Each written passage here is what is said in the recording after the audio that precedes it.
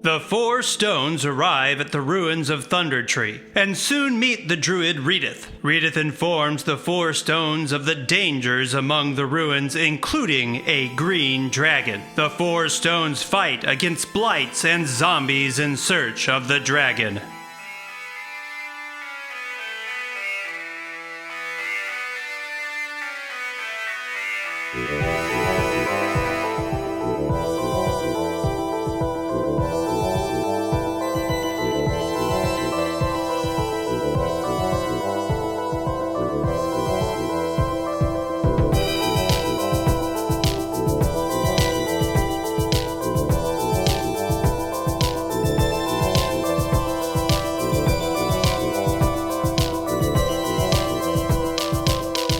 The four stones run eastward down the road and back to the spider webs. At an intersection near the middle of the village, a narrow lane winds up the steep hillside to the north. Directly to the south is a ruined building that might have been a store or workshop. Webs stretch across the lane from the building to the trees on the north side of the road. Sandwich says, "All right, Splendorius, let's not be so afraid this time." And he lights up a torch and puts it to the spider webs. Good job. We must face our fears, says Azorio. Right, and if we want to get to this adolescent baby green dragon to raise as our own before dark, we gotta get going as fast as we can. Sandwich puts a torch to the web and it catches fire quickly, burning heavily across. The heat is intense. Charred bones fall from the burning web onto the ground.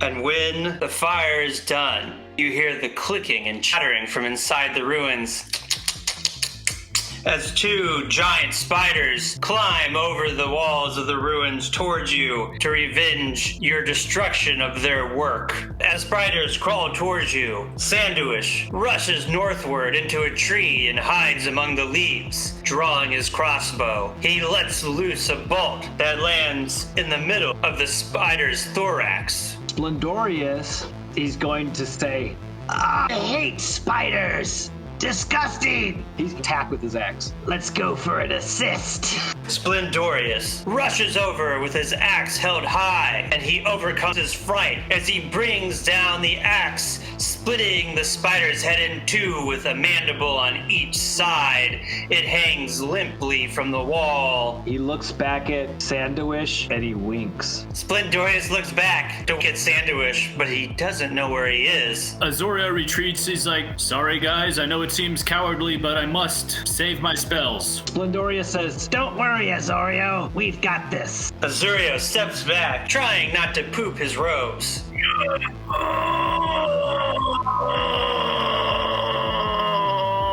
Maybe he is trying to poop his robes, I'm not sure. Sildar steps forward and brings his long sword towards the other spider crawling over the wall. Sildar lops off one of the legs and it goes flying. The spider screeches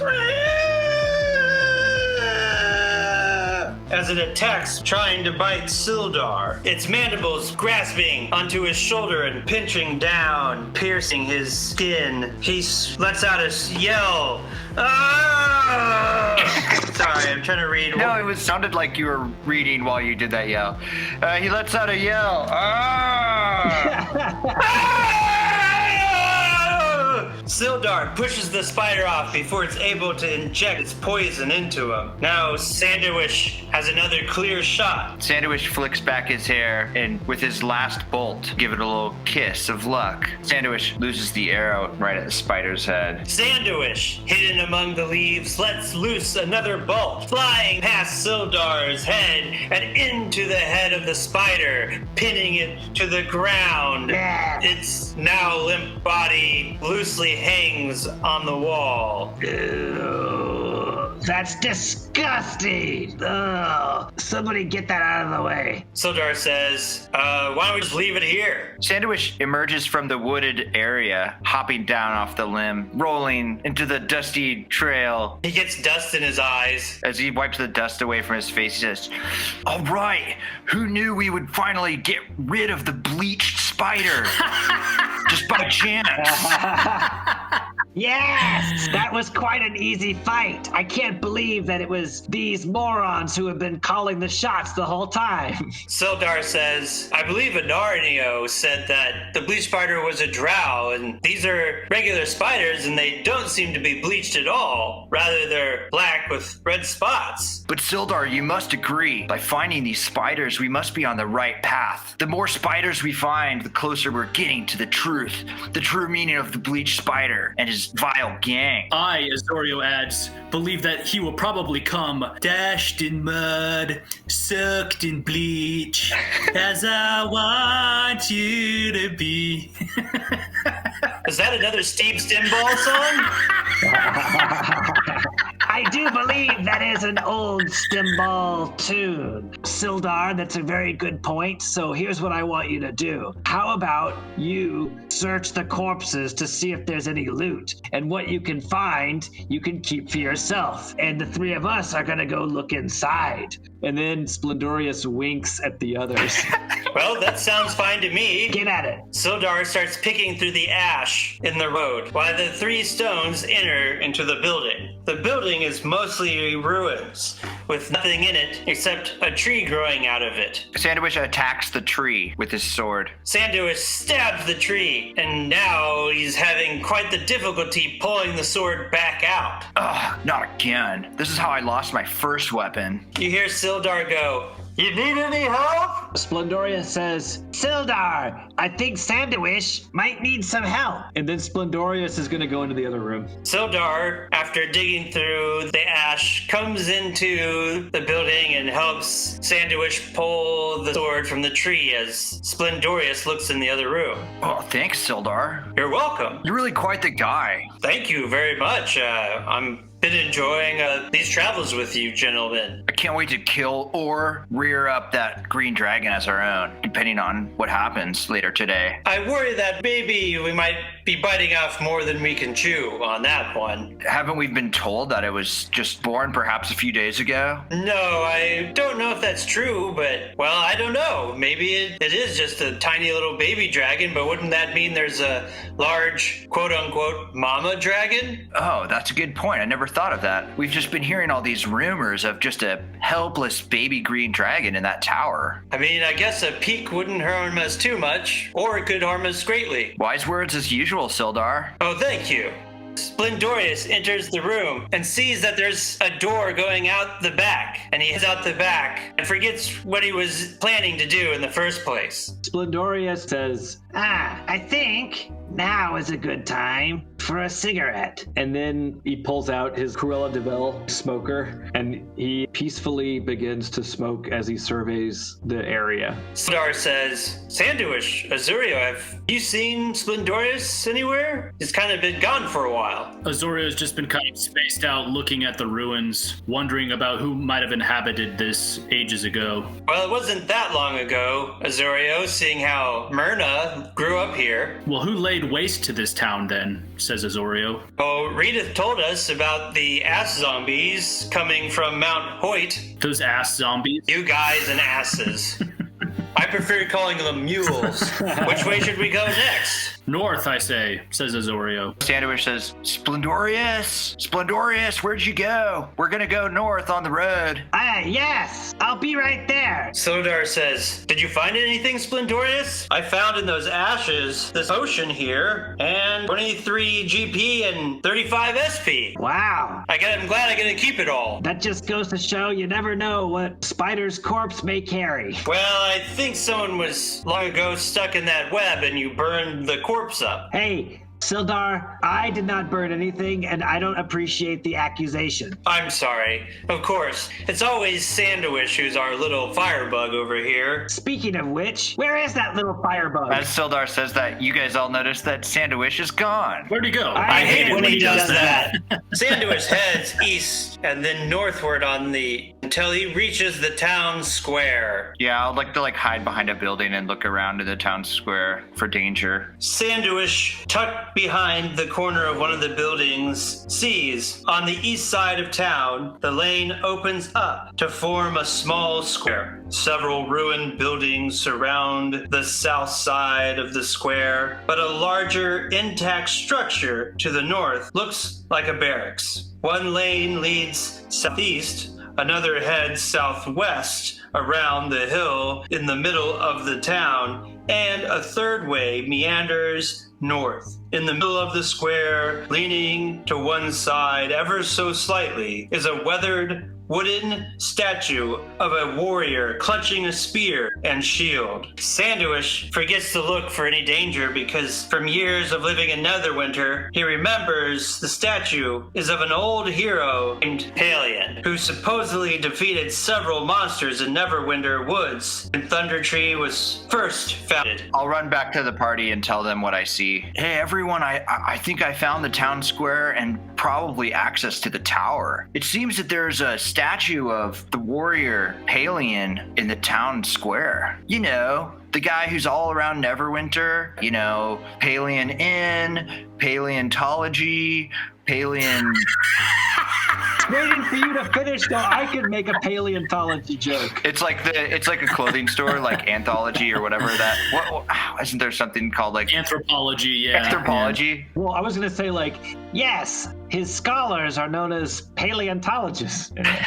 There may be some loot to have. It appears there's an intact building as well. Probably an old jail or barracks. Shall we explore the town square before retrieving this young dragon to sell at market? It wouldn't hurt. Azorio, Sandoish, Sildar, might I propose a different tactic? I don't know, can you? Very mature, Sildar. All right. Now look, being the fighter of the group, And he glares at Sildar. Hey, being the main lead fighter of the group, might I propose something? You see, have you noticed that every time when we enter into a battle, it's like we're surprised? I propose that this time we get the surprise on them. What do you say? How would we do that? Send Sandowish ahead? Yes, Sandowish. Perhaps maybe you should check in each of the buildings to make sure there aren't any baddies lying in wait. If there are, you can take them out or tell us about it and we can all do it as a group. But perhaps this is a time when we can use our brain. We can use our brains together because I've got a bad feeling about this town square. I feel like many have died here. Something terrible has happened. I'm also only at 17. Do you want a healing potion? I have one to spare. I have some healing potions. You know what? That's very kind of all of you. Thank you. And I really appreciate it. However, I have something called Second Wind. It's a little ability that I've developed. You see, when I'm down and I don't think I can go on, I simply breathe. More focused, you see, and it renews my energy, makes me feel more youthful and vibrant, and it gives me the strength to carry on. Splendorious, says Sandowish. I too have developed the ability of Second Wind. For many years in the taverns, eating pork, beans, and ale.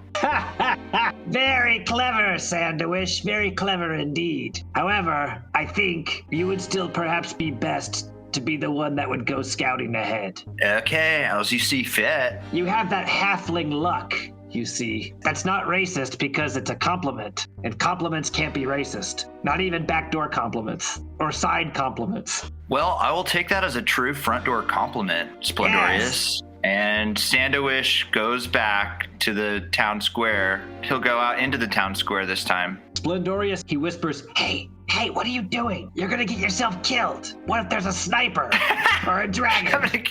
Sandowish sneak around up to the statue. Look in the buildings. Look in the buildings. Sandowish goes up to the statue, and Palion sculpture is very wooden and stiff. Sandowish is going to search around the statue. Sandowish looks long and hard and knocks on the side of the statue, but finds nothing. a lot of phallic kind of stuff going on with that statue. He looks at it long and hard and stiff. Sandwich will continue up to the intact building, the barracks to the north. Sandwich heads toward the building, past the wooden sculpture of the soldier at full attention with a helmet on, shooting shooting victory out of its head. Oh, yeah, baby. As he looks in ecstasy. Now we're talking. We're gonna have to put a disclaimer at the beginning of this show. Splendorius says, "It's a glorious statue of masculine power, isn't it? It just really, really gets you going. At least for me. I can't get enough of this stuff." Sandwich heads towards the building to the northeast. The barracks appears to have weathered the years better than most buildings in town. Its rooftop features a silver battlement, and arrow-slit windows confirm that this building confirms that it was built to serve as a small keep in times of emergency. Maybe even a level 1 keep. It doesn't say that in the book. Sandwich is going to use his classic move. He's going to knock on the door and run away. Sandwich tiptoes quietly up to the door and gives a loud rap against it and runs away, hiding behind the statue. Splendorius whispers to Azorio. He goes, A knock and walk. Brilliant. The 4 stones in hiding wait in anticipation, and they wait. And they wait, but nothing comes of the knock. Sandwich motions for the rest of the party to come out into the square. The party cautiously walks towards the statue as you stand around. Palian. Sandwich says, "See everyone? Perfectly safe here, guys. We can even use this level 1 keep if we need to face the mother dragon." And he leans up against the Palian statue and just gives it a big, hard slap. You slap the sculpture and it seems quite sturdy. "Can you see the statue's rear buttocks? Is it exposed?" Can you describe the statue a little bit more, please? In the middle of the square, leaning to one side ever so slightly, is a weathered wooden statue of a warrior clutching a spear and shield. Is its rear buttocks exposed? Splendorius takes a peek at Palian's buttocks, but the years have not been kind to his posterior, and the wood is worn away, and maybe a termite or two is gnawed at the outside. Seems time has not been good to Palian. It almost looks like cellulite. I'm always amused by the level of thickness some of the artists give to their subjects. It's something that is amusing to me that I notice, and especially the rear ends. They always seem to make them extra thick. Splendorius is disappointed by the rear end of Palian's statue. He slapped the ass, so he wanted to see if it was like a big juicy ass.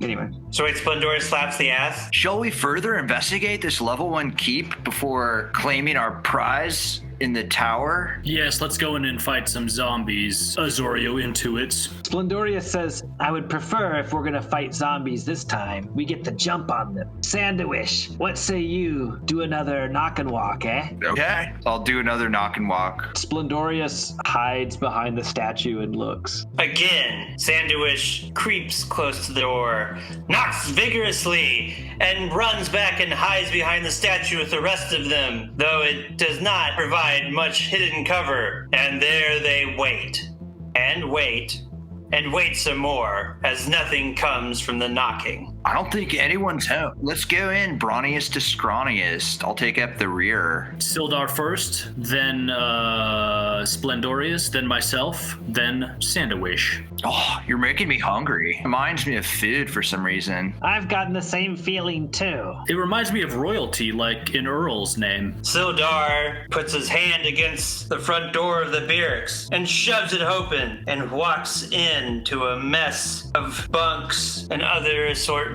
Nothing seems to be too amiss yet. Sildar, are there any foes that are immediately jumping out at you and attacking? Sildar says, "No, I don't think so." And 5 zombies emanate from the ground, still clothed in rusting and rotting armor from when they once garrisoned this barracks. Sildar, with sword in hand, is ready, and he slashes at the first zombie, cutting into it, cleaving its arm from its body. Can you please make a sound effect? Sorry. That's his arm falling on the ground. Sandwich, lie in wait outside. Sandwich pulls out his crossbow and readies himself. Azurio. I'll cast shield on myself with the glass staff. Azurio lifts the staff of defense as a bright aura surrounds him. Splendorius is gonna say, Sildar, if you're under attack, run outside. Splendorius is going to run up to the side of the building, and then he's going to wait for Sildar to run out, and then whatever's chasing, he's going to ready to attack with his axe. Sildar is attacked by 2 of the 5 zombies. Sildar backs out of the door, the 2 zombies following outward with him, and the first one exits out. Splendorius shrieks, and he brings down the axe as hard as he can. Splendorius drops his axe down onto the zombie with only one arm left, splitting its head open as it turns into dust. I hate it when they turn into dust. I like it when there's a nice corpse to loot afterwards. Luckily, there's a nice breeze and the dust does not blind either Sildar or Splendorius. Yeah, that's nice.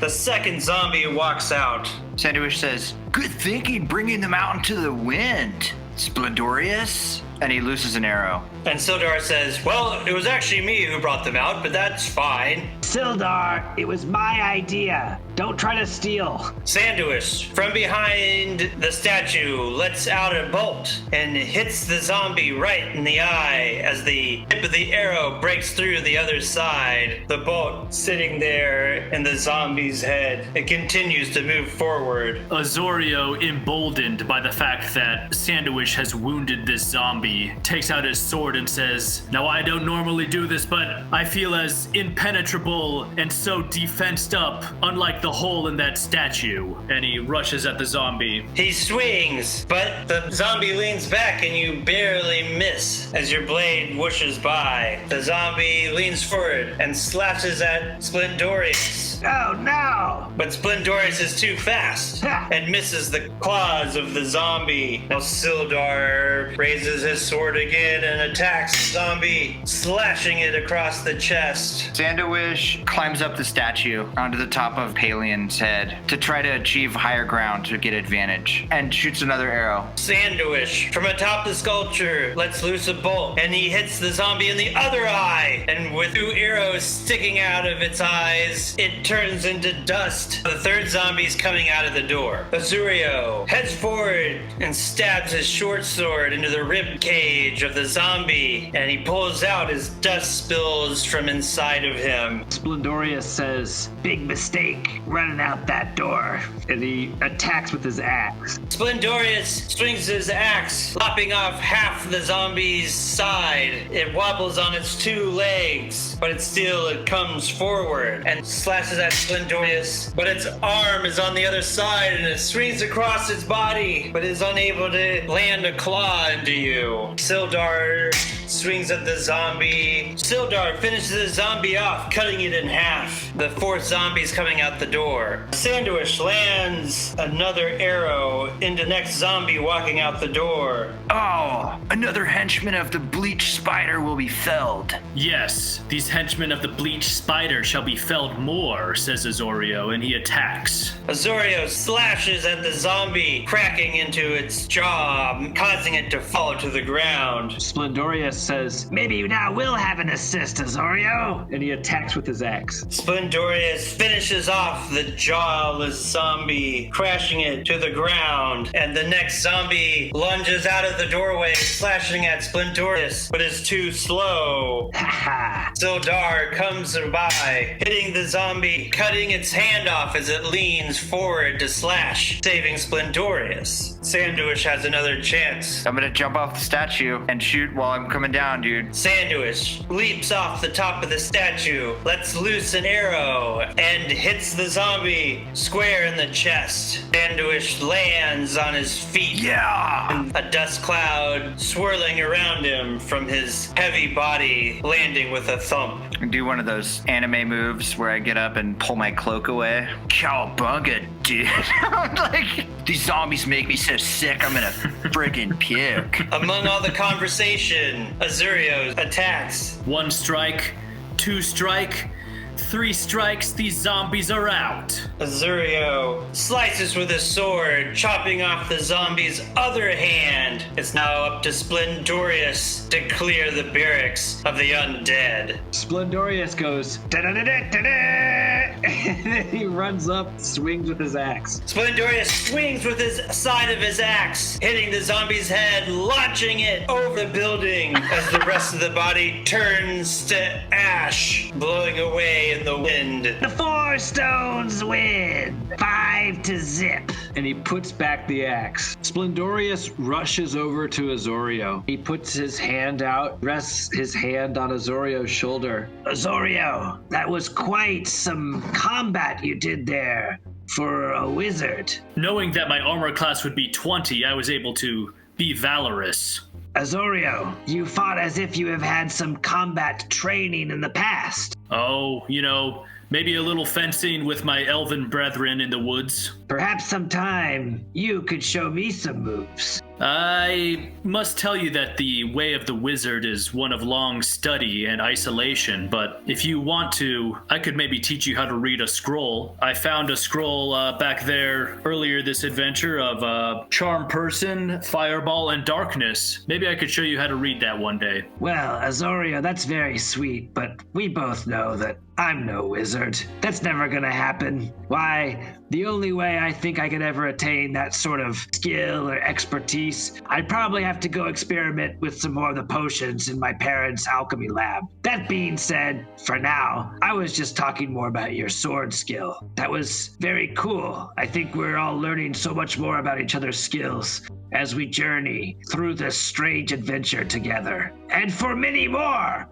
And then he points his axe at the building and he says, And Sildar, everything I said, that goes for you too. Sandwich says, yes, Sildar, you did a great job drawing those zombies out, and you worked very hard. Why don't you wait outside and have a rest while we search the interior? Oh, that sounds a great idea. Splendoria says, Of course. Thanks, Sandawish, for reminding us. Sildar, as your reward, that's what you get to do for your hard work. The inside is mostly barren, with broken cots. In the northern room is a kitchen, long unused, and to the south is an empty storage room with whatever provisions that were once there now rotted. You search and search, but find nothing of any value. Splendoria says, If there's nothing in there, that unfortunately was a waste of time. Did anybody find anything? I found this sign in the kitchen. It says, "Bless this mess."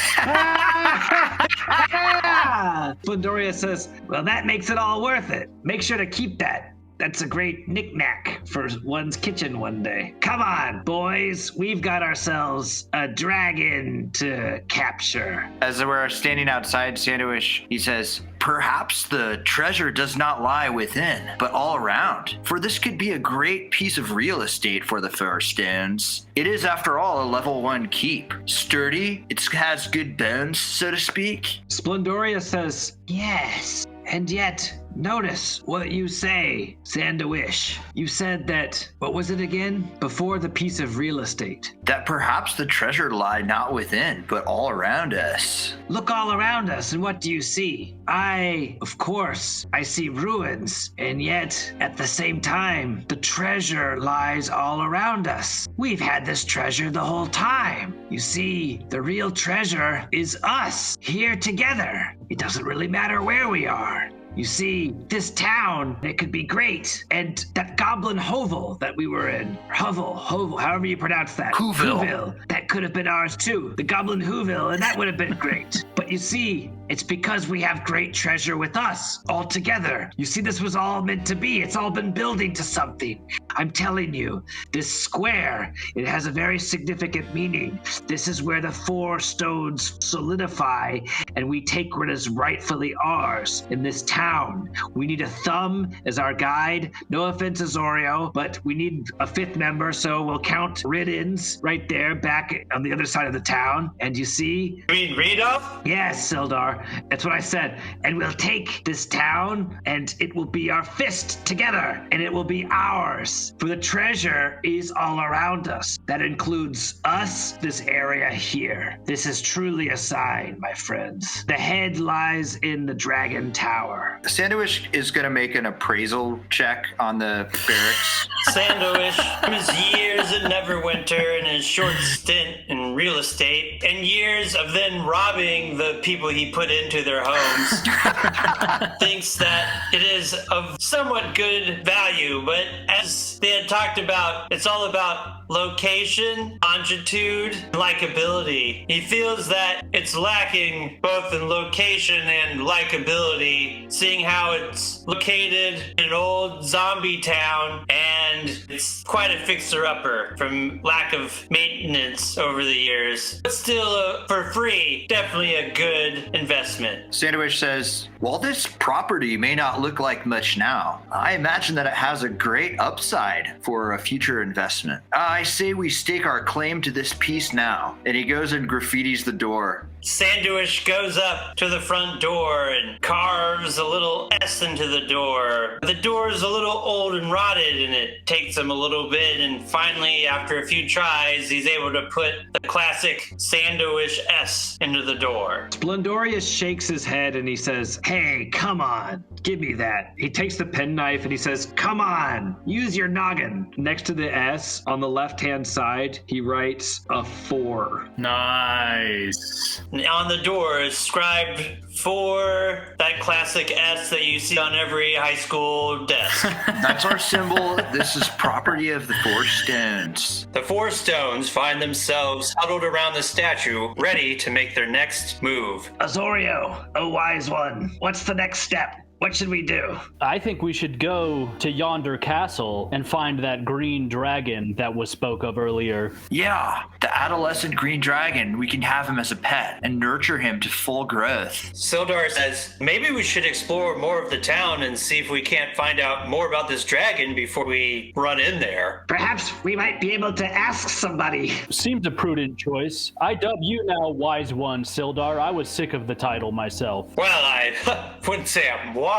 I just maybe more cautious. I just see that there's a few southern routes we could see the rest of the town, and maybe there's someone else here, just like the druid. I will go wherever you wish, but it is up to you. Should we go south and see the rest of the town, or head straight to this young dragon? Okay, Sildar. As per your suggestion, we'll head south. But I'm just letting you know, if this turns out to be a bad idea, it's gonna be all on your head. Well, I think it should be fine. Yes, besides, that dragon egg isn't going anywhere. It's probably safely nested in a bundle of straw. Would you like to go the southeast route or the southwest route? We came from the southwest route. Let us take the southeast trail and find some zombies to ask. Splendoria says, Let us retrace our steps a bit and make sure we've cleared the southwest completely. I agree. It doesn't hurt to be a completionist in these matters, says Azorio. The 4 stones head back the way they came, back to where the spider corpses lay in the midday sun. You're now at the T intersection, but we're waiting for Azurio. He's lagging behind on the road. Come on, Azorio. What's the holdup? Whoa, sorry guys, just scratching my ass back here, says Azorio. The 4 stones finally meet up back at the T intersection where some of the corpses of the spiders they had killed earlier are. They can continue southward if they wish. "We wish to continue southward."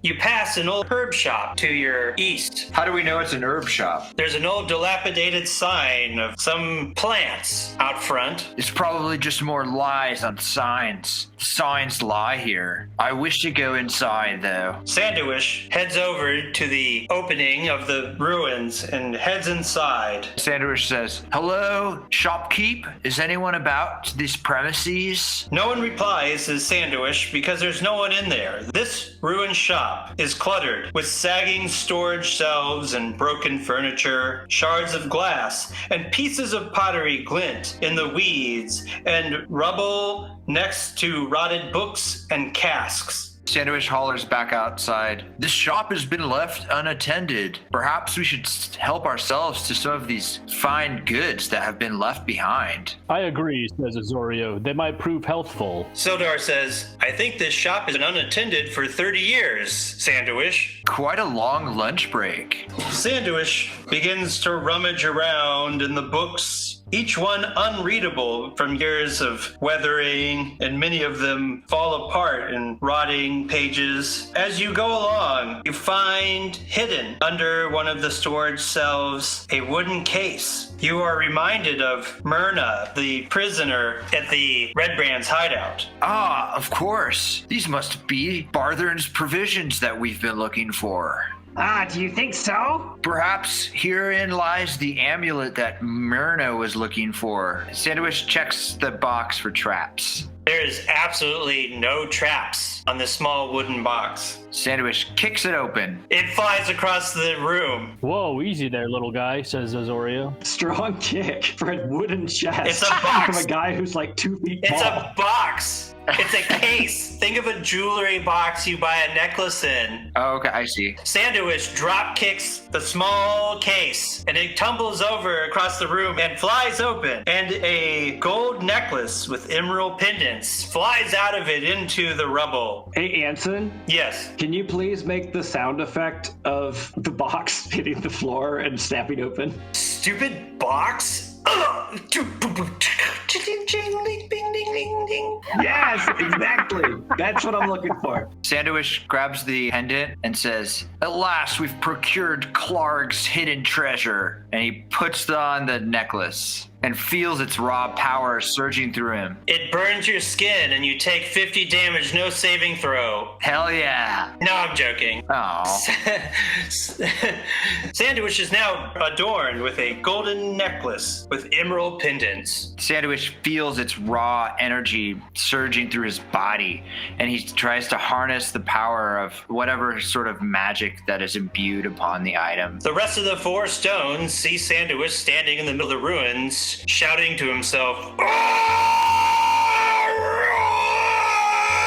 He stretches out his hands. You're very confused by the small halfling as he stands in silence in the middle of the ruins. Sildar says, Sandwich, you okay? Sandowish, what's come over you? You look like me when I learned my first spell, says Azorio. I've never felt better. I now have the power of this pendant, and until we return it to Myrna, I will wield its great powers. What powers doth it bequest thee? I'm not quite sure yet, but as soon as we face a foe, I will unleash its deadly force upon them. I'm certain of it. Well, that certainly sounds like quite a dangerous power indeed. It's quite the fit on you, drooping all the way down to your belt.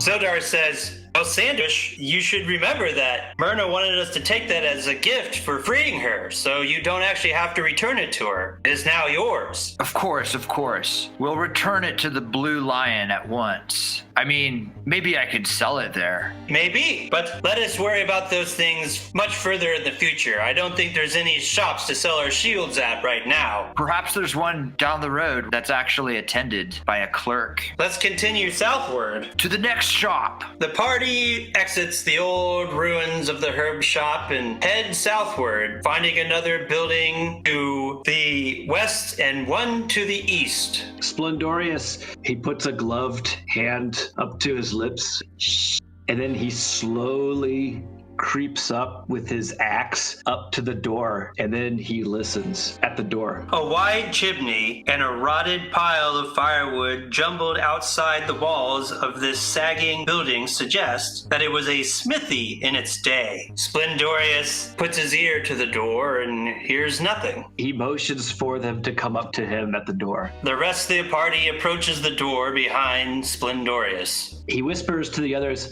I don't hear anything, but it's possible maybe you all have better hearing than me. Do you hear anything in there that stirs? Azorio says, what would my physical sense of hearing do if there were silent phantasms in there? Discarnate entities floating around, waiting to surprise us. Sandwich says, I've got an idea. And he holds the pendant up to the door. Like a stethoscope. Sandwich puts the pendant to the door and listens, and hears nothing. Splendoria says, do you feel anything? I hear nothing but the silence of the pendant. It is calm, and I sense that there's something good to be found in this building for us all. There's no danger within. If the pendant be a trusty gauge, let us enter, says Azorio. Splendoria says, I have faith in the amulet. And then he opens the door and he walks in. Splendorius walks into the building to find old blacksmith tools strewn around. He looks for a while. I search the room, poking around with my axe. I say, Is there anything cool in here? Splendorius begins to poke around at the blacksmith tools when suddenly he hears and from the ash inside the building, 2 zombies rise up. Ah, shit.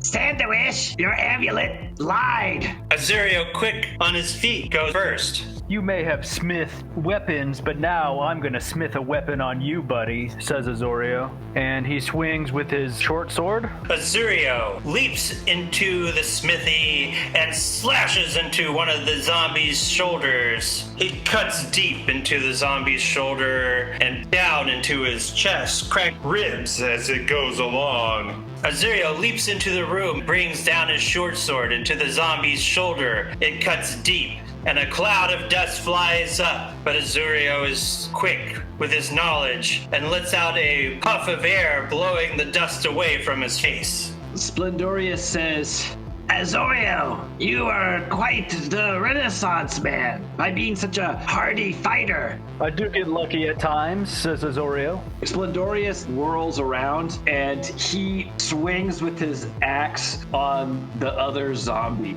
Ah! Splendorius whirls around after his long conversation with Azorio and slams his great axe into the side of the zombie. And a cloud of dust whirls out of the zombie, but Splendorius is too quick and turns away and is unaffected. No, the zombies now begin to fight back. Oh, shit. One scratching at Azurio across his chest. Azorio, no!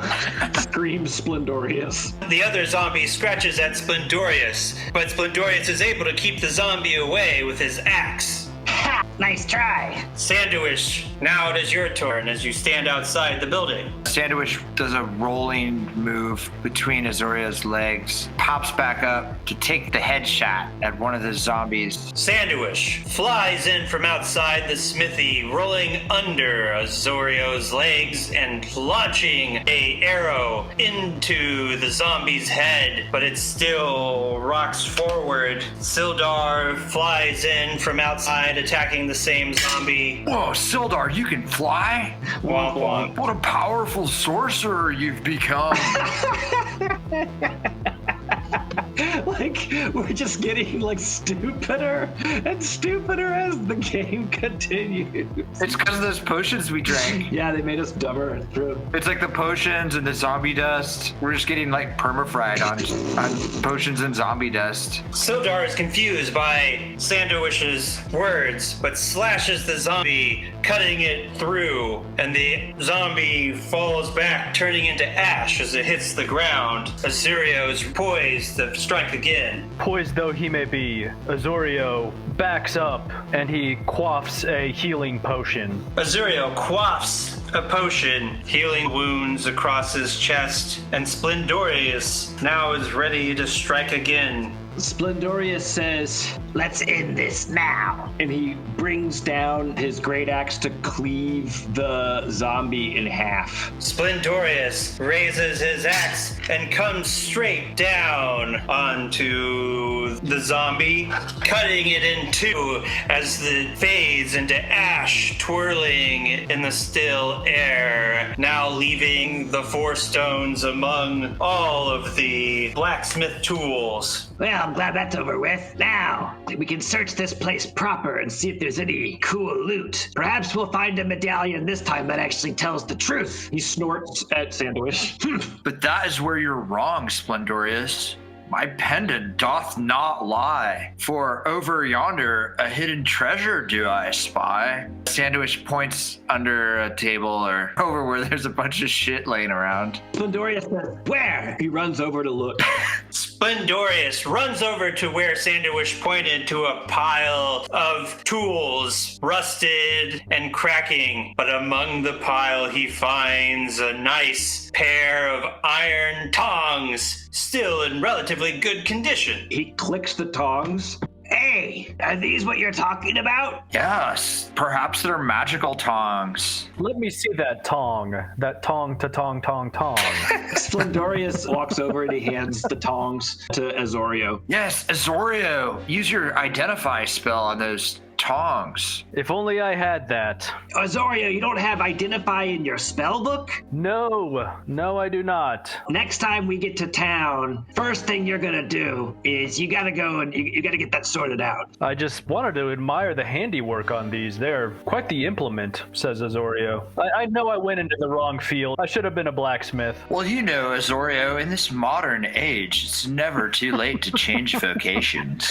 I could be a multi-class mage blacksmith. I myself have been thinking about getting into fortune reading. Really? Yes, and now with this new pendant I've attained, along with my oracle bones, zombie dust, and this zombie pinky, I can surely foretell at least a couple minutes into the future. And what would you find in the expanse of the future? Well, let's roll the bones and find out. Roll the bone. Sandwich rolls the bones, and the pinky, and the twigs. Sandwich tosses the bones onto the blacksmith's smithery. They tumble out, making several wavy lines. Sandwich says, the wavy lines. Now, this could mean one of two things. We are either to cross a great torrential river, or this could be the lines of the dragon's breath. Yes, a dragon breath, of course. I was thinking maybe they could represent fire, perhaps even something like vapors. Yes, maybe even a compound of the two. The dragon ferrying us across a river.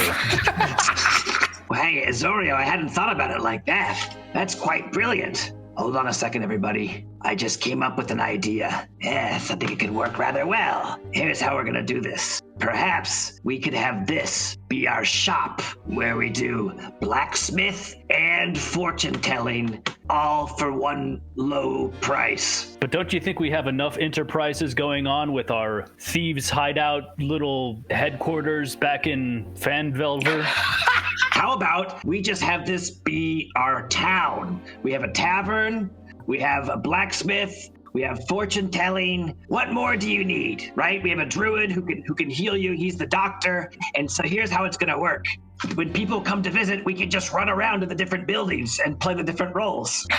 Like that, and we'll just run the town like that. We'll make a lot more money that way. I wonder who we could get to visit, though. Well, I'm sure the druid maybe has some friends. Sandwich says, Sildar, the bones have spoken. We'll be ferrying the dragon across a grand river back to Phandalin. Prepare to get your boots wet. I can see us splashing around in the torrential river now. The water rippling across our chests. The foam drenching our faces. Sildar says, well, instead of standing in this darkened smithy, why don't we head to the east and see what's there, and then we can see how viable this town is for future rebuilding. I think that's a grand idea, Sildar, says Azorio. Yes, to the east must lie this river that the bones have foretold. A river within a house. Let us go find it. Wait a second, don't you see? Azorio, you've envisioned this yourself. Why, you've had ideas about running water traveling through buildings, haven't you? Oh my gosh. Ogma be blessed. The visions running through my head are crackling, explosive energy of what could be the potential for the development of my elven society back yonder. But Azorio, don't you realize? Perhaps your elven society could be here in this beautiful town. For it already has running water in the building to the east. We elves are a people much tied to our land. There are certain attributes of this place that are so sacred to us, we could not move, even for a plant versus zombies type of setting. I can respect that. Okay, we go over to the east and look for a river. Splendorius listens especially for the sound of running water. The four stones head eastward to an open ruin which contains very little and head through it, causing no problems, and then finding on the other side a small farmhouse appearing to be just another empty home at first glance. However, all the doors are shut and the windows are shuttered. Why, this place seems very closed up. Perhaps do you think there's somebody living here who doesn't want to be found? Perhaps they know the secret of the running water. Another druidic eremite, no doubt. And they have boarded their home in which you would do to protect yourself against zombies. Look, here, there's a sign that reads, dead, what is it? Dead inside, don't open, or whatever, that it's spelled wrong. Dead, don't open inside. Splendorius goes up to one of the shutters and he opens the shutter and looks inside the window. It is nailed shut. Pry it with your axe. Pry it a little bit, Splendorius. Hey, if someone's living here, I want to respect their rights. By peeking inside their window? Well, maybe they might be in trouble. And then he knocks on the boards. Splendorius knocks on the boards next to the front door. There's a moment of quiet, and then suddenly the front door opens to see a man wearing a black cloak and a leather black mask. He says, "Can I help you?" Oh, I'm sorry, sir. I hope I'm not interrupting anything. No, we are just waiting for the night. What happens at night here? It's just safer to walk around, I believe. What has brought you to Thundertree? We are in search of the great golden dragon egg. We are to sail it down the river back to Phandalin and claim our reward. I have not heard of this golden dragon, but there is a young green dragon in that tower we are trying to befriend right now. And if you can be of service, we would love to join with your forces to befriend this dragon. That's exactly what we're trying to do. What's your name? I am Fabric, and I am here with 5 fellow dragon enthusiasts. I'll bet you are. I bet I am too. That's what I just told you. Would you like to come in and plan how we shall engage with this dragon? Wait, so this dude's wearing a mask and a cloak? Sandwich, the mask reminds you of a dragon. Sandwich looks him up and down at his dark cloak and his mask, his like tight leather suit or whatever. It's a cloak. It's not a tight leather suit. What does he have on under the cloak? Anything? He has black leather as well. Tight black leather. It's not tight. Come on, dude. It's a gimp suit. That's what I want. He's not wearing a tight leather suit. Sandwich looks him up and down and kind of squints a little bit. Sandwich, you only look up. He's much taller than you. Sandwich looks up at him. Come inside? Well, I mean... Yes, we can feed you if you'd like. Oh, I am quite hungry. Yes, you seem trustworthy enough. Of course. Obviously, only the most trustworthy people would be out here in a zombie and twig monster infested town. What say you, fellow stones? Shall we go in and partake in some bread and mead with our new friends? A meal would be much appreciated, says Azorio. Farvrick says, well, we don't have any bread or mead, but we have just made a stew, if that's to your liking. I love stew. Well, come on in and meet my companions. What say you, stones? Shall we enter or shall we depart? Let's discuss how we might get this dragon and impose a timeshare upon it so that we can share its ferrying services together. The 4 stones enter into the farmhouse. There's 4 guards in the first room in tight leather bodysuits. also with masks on, with their mouths of the mask sewn shut. They head into the larger back room where small fire is burning with the stew bubbling above it in a cauldron. Farvik ladles out 4 bowls of stew for each of you, though he has no wooden spoons for you to use. He says, "There is a green dragon living in that tower, and we wish to make contact. We don't know his name as now, but we hope to find out. And maybe by finding out his name, he can trust us more. How do you like the stew?" Sandwich takes a sip. Sandwich takes a sip of the stew, and it's thick and chunky. Has a flavor of gravy to it. You enjoy it very much. I enjoy it very much. Oh, I'm glad. We have used some of our last provisions, so we hope to make contact with the dragon soon. Otherwise, we'll have to leave shortly. Tell us, Favrik, what is it in this stew? It is but a simple stew of potatoes and carrots, and luckily we still had some beef stock to give it a nice gravy-like texture. I hope it's to your liking. I haven't had any stew yet. Isn't anybody going to offer me a bowl? Splendorius looks down at his hands full of a hot, warm bowl of stew that was handed to him only moments ago. Farva looks very confused, and one of the other leather-clad people behind you says, and points to your bowl of stew. I'm sorry, I can't hear you through your sewn mask thing. He points more enthusiastically at your bowl and says, Hey, clap once for yes, and clap twice for no. Do you understand me? The guy exhales, then he points at your stew, and then he makes his hands look like they're holding a bowl and brings his hands up to his mouth, as in to try your stew. I think this guy's trying to tell me something, fellas. And he storms out of the room, back into the front room. Farvik says, "Try your stew, Splendorius." Is there any way I could talk to one of these fellas? You just were. No, but I couldn't understand what he was saying to me. That's not a conversation, Favrik. Oh, right. So I guess you're not used to the sounds of our mass speak. Yes, let me call him back in here. Tarn, come back here. The leather-clad person walks back in and comes over, and Farvik loosens the threads around his mask, and he says, "I was just saying you should try your stew. It's in your hands right now." Oh, okay, thank you. I wasn't sure what you were trying to say. It was really tripping me up there. And Splendorius drinks the stew.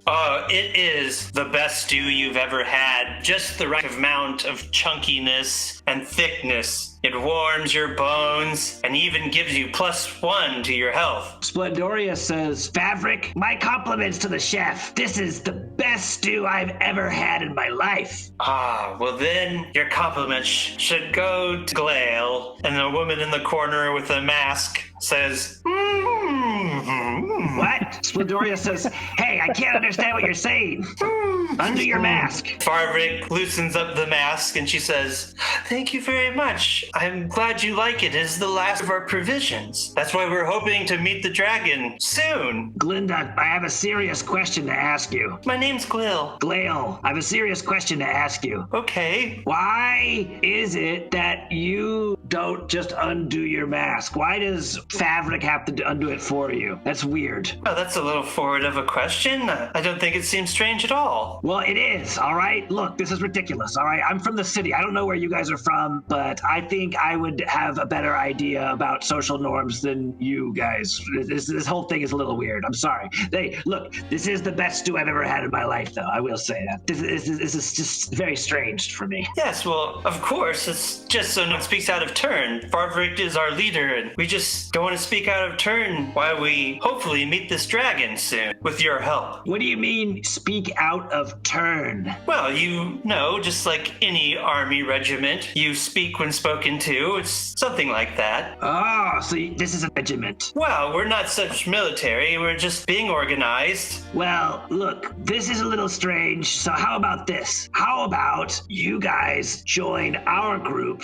and we will take over the operation here. We'll tell you what to do. We're a lot more experienced than your little ragtag group here. I think that this is not a coherent plan. So you listen to us and do as we say, and then later on, we'll make sure that we all benefit from the dragon together. Farvik cinches back up Glill's mouth, and Farvik says, I would like to work in tangent with you, and how about we let you go into the tower first, and we shall follow behind. It seems that you clearly have a better understanding of dragons than us. Well, Favrik, you see, that's the very typical rookie mistake right there. You see, if you had had a little bit more experience, you would know that it makes much more sense for you to go in first. I agree. Me and my followers will go in first, and then we'll call you in when the dragon is ready to meet you. Wait, hold on a second here. 4 stones. I'm in over my head here. I'm sorry, I can't get over this masked thing, and he has to untie it for them. Please, somebody else. What do you think? What's the best course of action here? Sildar says, well, I think the only thing left to do is for us to all to march over there to the tower and enter. It's just Splendorous whether you want to go in first or you want to let Farvik's group go in first. He was a bit too agreeable on that point there. That's a red flag for me.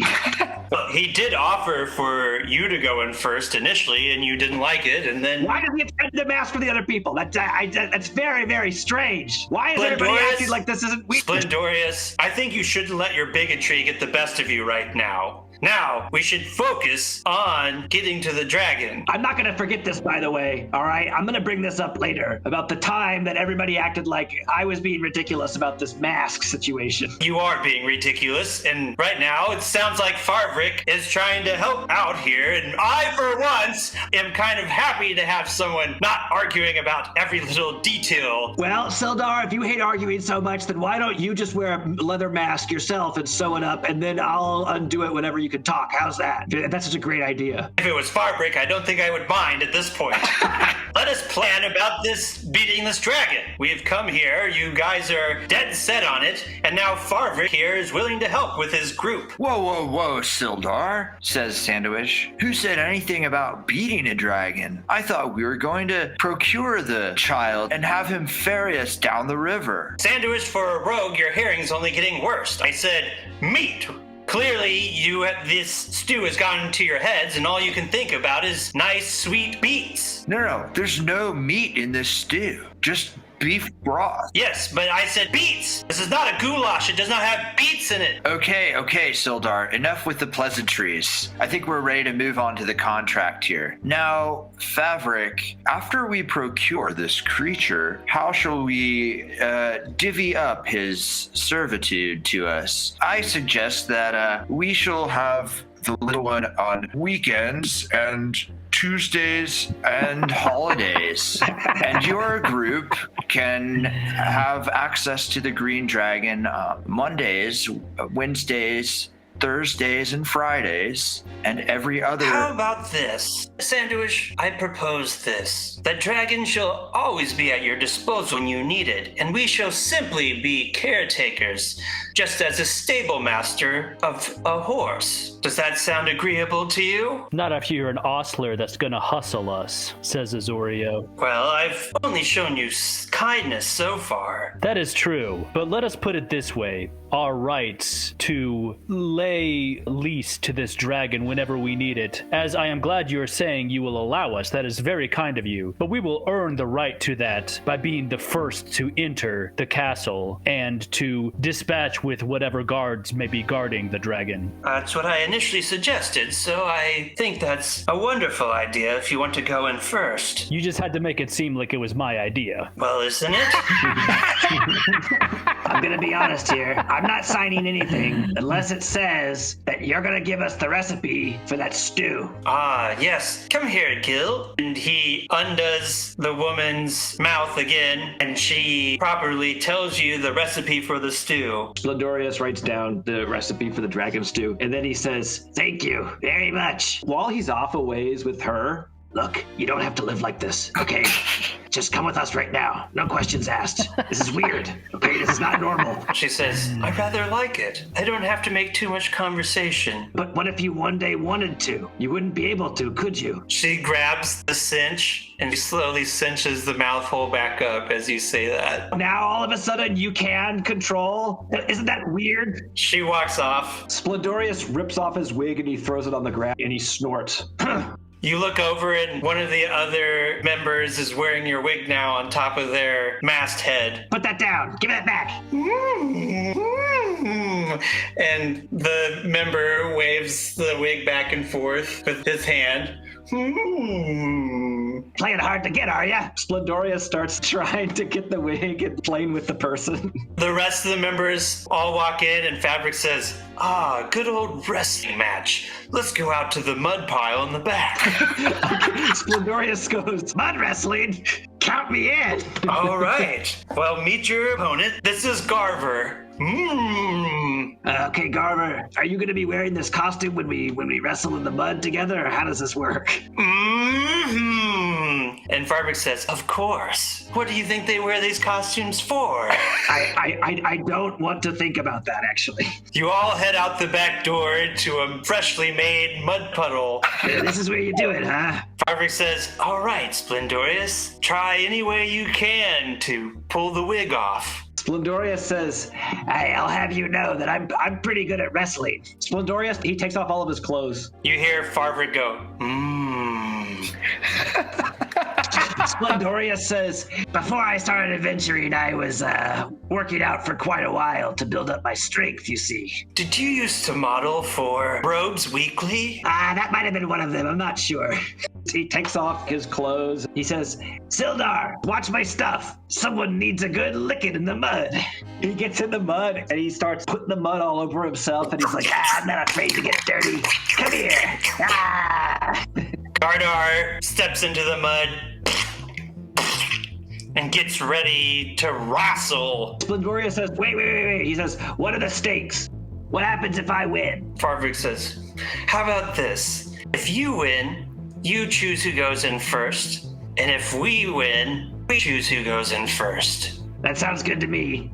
Stones? Sildar says, I like this wager. I am in agreement with this clause. Azorio says, I think we should go first irregardless. We need to prove that we have rights over this dragon. It's the only honorable thing to do is to go in first and to risk the danger and to once again forge the name of the 4 stones in the heroic acts that we have wrought. Sildar says, come on, Azorio, let's have a little fun here. It seems like those stakes, I mean, they want to meet the dragon, we want to meet the dragon. Let's Splendorius wrestle. I mean, he's already covered in mud. Yes, Fabric, we agree to these terms, and whoever wins chooses who goes in first. How about we double down on this, Fabric? Yes? The winner will also provide the provisions and overhead costs of stabling the green dragon once it is procured. I agree to that as well. Let the games begin. Wait, one more thing. I want to put 50 gold on my friend Splendorius here. while Sandowish is talking, Splendorius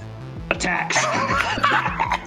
Okay, on guard. Splendorius springs across the mud onto Gardar and grabs him. Splendorius is gonna take him out at the knees. Splendorius tries to take out his knees, but he's unused to the slippery terrain and splats face down into the mud. Ugh. Gardner jumps on top of Splendorius's back and puts him in a headlock. Oh, no. Splendorius tries to break out of it, but he's unsuccessful.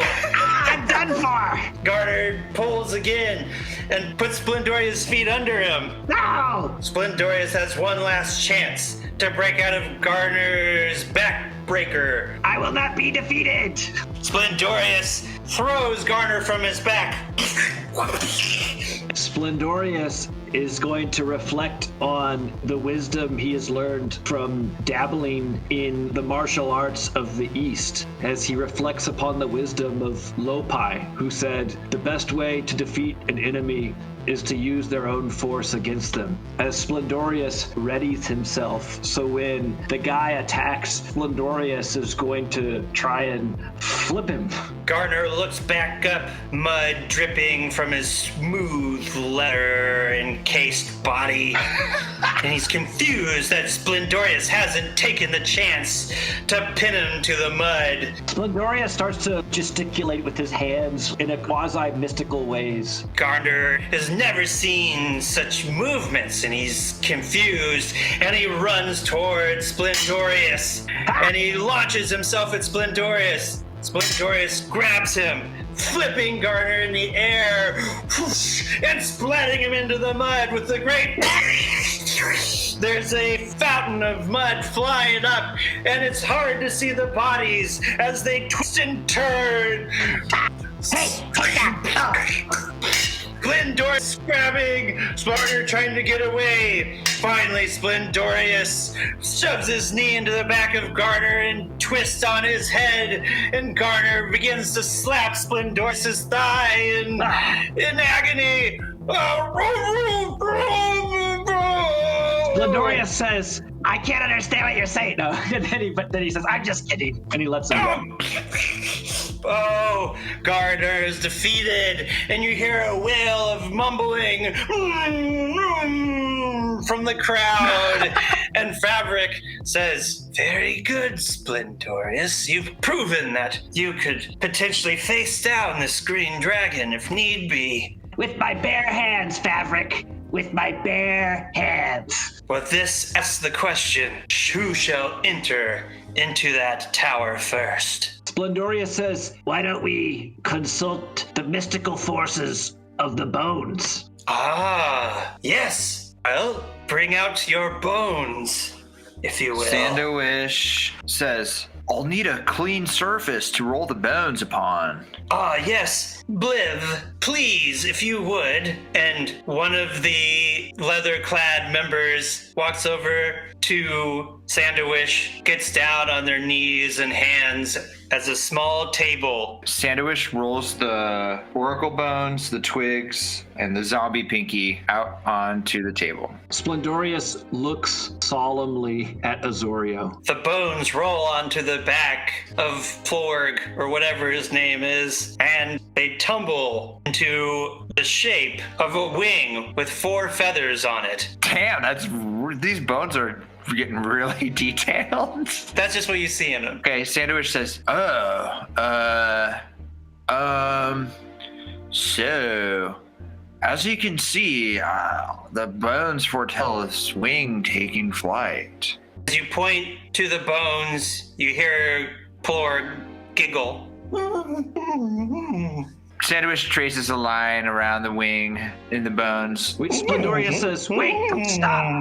I've got it. Hey, shut up, little man. Let me speak. We are to be carried back to Phandalin by the dragon, yes? It is up to you. We clearly are the ones who are burdened with its keep and uptake. We will be flying upon the wings of the dragon, the 4 stones, the 4 feathers. You see, the symbolism. You're right, Splendorius. That means the 4 stones should enter first, simultaneously. At the same time, and then we will board the dragon. Yes, and he will take us home to Phandalin. Our wonderful home of Phandalin, where we live now. We had many good times there. I miss all of our friends. Sildar says, don't forget that you put all that money towards rebuilding the town and even the manor for your Annerly estate. Certainly it's done by now. Let's go. Yes, let's go. And we run to the tower. The 4 sons, followed by the leather-clad group, run northward. Splendorius leading the way with his axe held out wide. They run north, past the wooden sculpture in the town square, and through the brush, up the hill. The 4 stones stop in front of the tower and look up at it. At the top of the hill stands a round tower with a cottage attached, both in good condition. Although half of the tower's roof is gone, a door leads into the cottage. and several arrow-slit windows are visible in the tower. You can't help but notice an eerie quiet in the area and a strange acidic smell in the air. The corpses of 2 hideous giant spiders are sprawled near the edge of the pathway, apparently dragged there. Their bloated bodies are puckered and blistered and appear to have been mauled by a large animal. As the sun sets on the 4 stones, the group of leather-clad members surround behind them in a semicircle, and they are ready to enter into the ominous tower.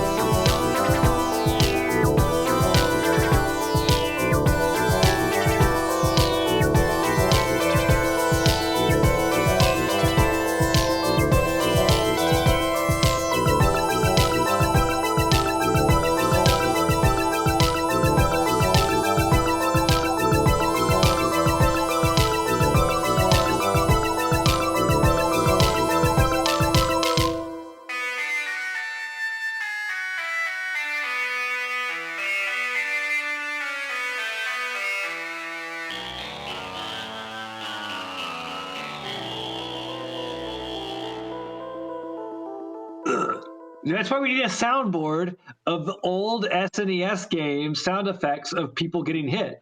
So it's like, You know what's funny? Every episode I have to edit out Colin making that joke. but it's a good joke. Sponsored by Anton's mom. Bye, Craig. Okay, bye